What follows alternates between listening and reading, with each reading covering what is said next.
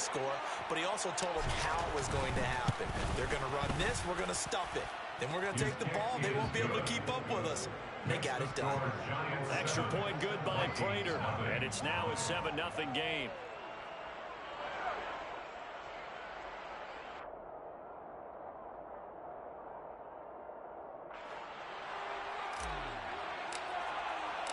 The kicking team out there for the Giants as they will send this one away. This will be brought out from the middle of the end zone. And only able to get this to the 19, so probably should have opted for the touchback.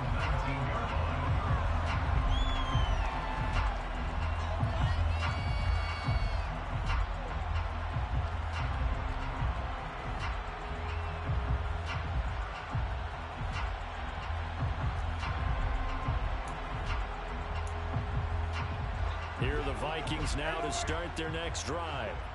And really, it's worth talking a little more about the stakes of this game. Currently, these are the top two seeds in the NFC. I think they're the two best teams. Would you agree? I think you can definitely make the case that they are, and I like where you're going with that. I do know that we've seen a couple of other teams along the way that would say, hey, don't forget about us. But your premise, I think, could be spot on. These could easily be the top two teams in the NFC. On 1st and 10, here's Carr. Firing quickly, but it's incomplete. The Vikings at 12-2 now on the year. Charles, they were losers last time out. What do you think they need to do differently here? Well, I don't think it needs to be as drastic as burning up last week's game tape or not watching it, but the attitude has to be what's done is done. Let's move on. Put that one behind them, galvanize themselves, and go forward and get a win in this one. He'll get only 3 there, so it leaves him with a 3rd and 7 ahead. Well, this defense for the Giants, they were terrific a week ago in the win over Washington. And what I saw on film was a nearly unstoppable pass rush. 5 sacks last week, plenty of hurries given up. So now what do you do on offense? You just max protect, keep everyone in and run the ball, or maybe just 1 or 2 receiver routes in order to try and keep your quarterback upright. And the tackle going to be made at the 41 as they stop him a few yards short of the first. It'll go as a gain of 4, and that's going to make it 4th down.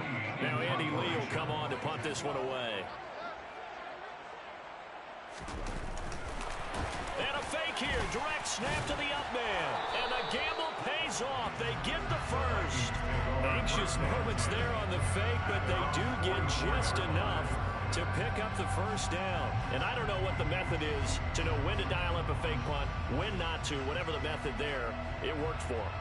I think you actually did explain it. There is no method. It's just a feel, a sense, and a healthy dose of guts in order to call that play in that situation. Element of surprise, I guess, right? Yeah, element of surprise and just a strong belief that, hey, we're going to get it done. Now he's able to break through 1 tackle, but it slowed him down enough that he could only manage getting back to the line of scrimmage.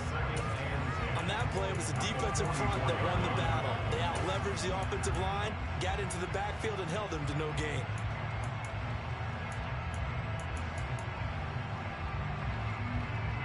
Second and 10.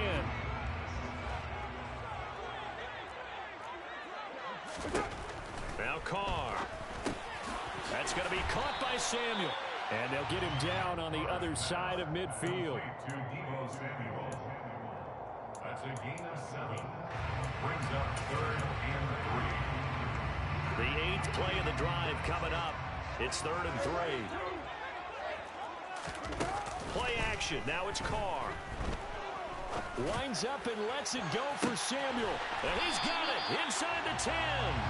They're able to convert on 3rd down, and that sets up a 1st and goal.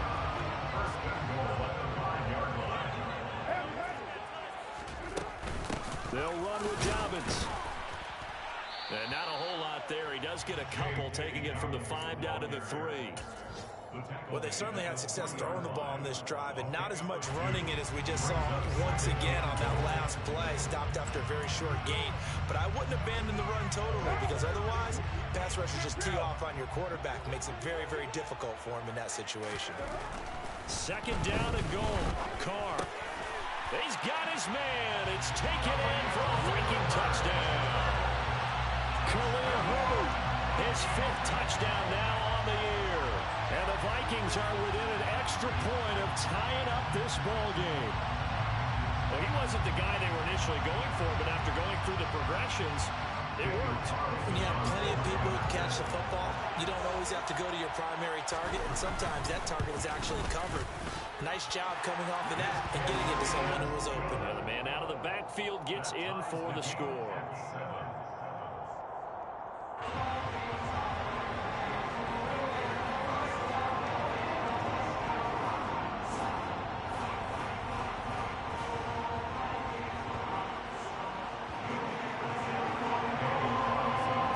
So all even at 7 now as they kick it away.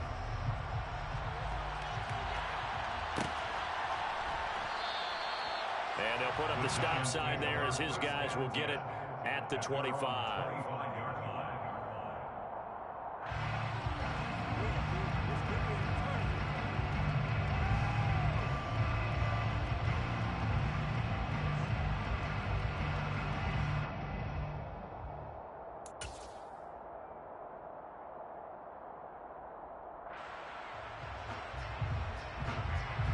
The Giants offense at the line, ready to begin their next drive. Well, partner, coaches always say that every play is designed to score a touchdown. Sometimes that's not really true, but last drive, that was the case. One play to get into the end zone, and now they'll try to duplicate that success here. And it's rare for those moments to happen. Incredible when they do. And you saw the celebration. Pure, unbridled joy after that one.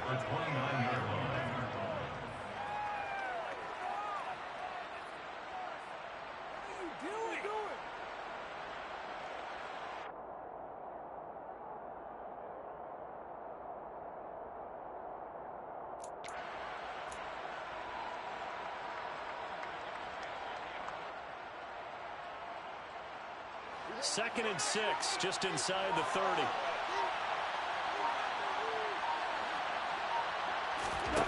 Here's Gall. Over the middle, complete. It's Evans. And he gets this one just shy of the 40, down at the 39. First catch there for Evans, good enough for a first down.